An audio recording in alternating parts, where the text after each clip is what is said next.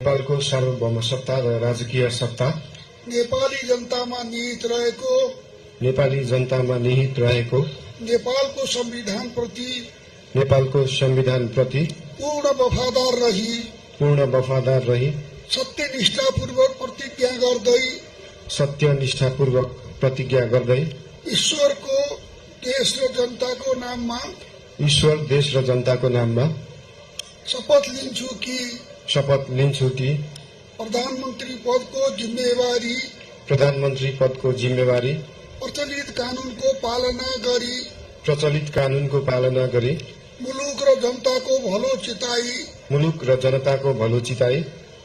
कसैको डर नमानी पक्षपात नगरी पूर्वाग्रह वा खराब भावना नलिई ईमानदारीका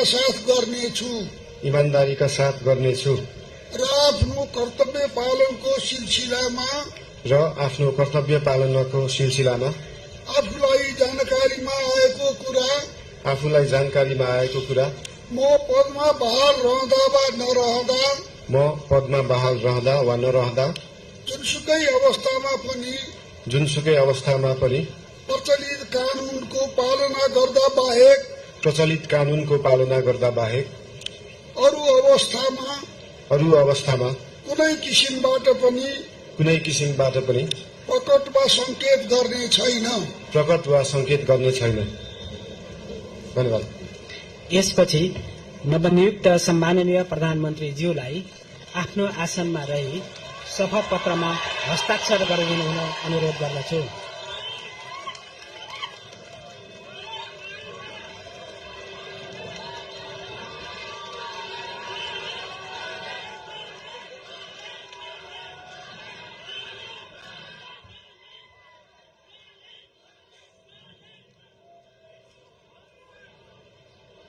सम्माननीय प्रधानमन्त्री श्री बालेन्द्र शाहज्यूबाट प्रधानमन्त्री पदको पद तथा गोपनीयताको शपथ लिने काम सम्पन्न भएको छ।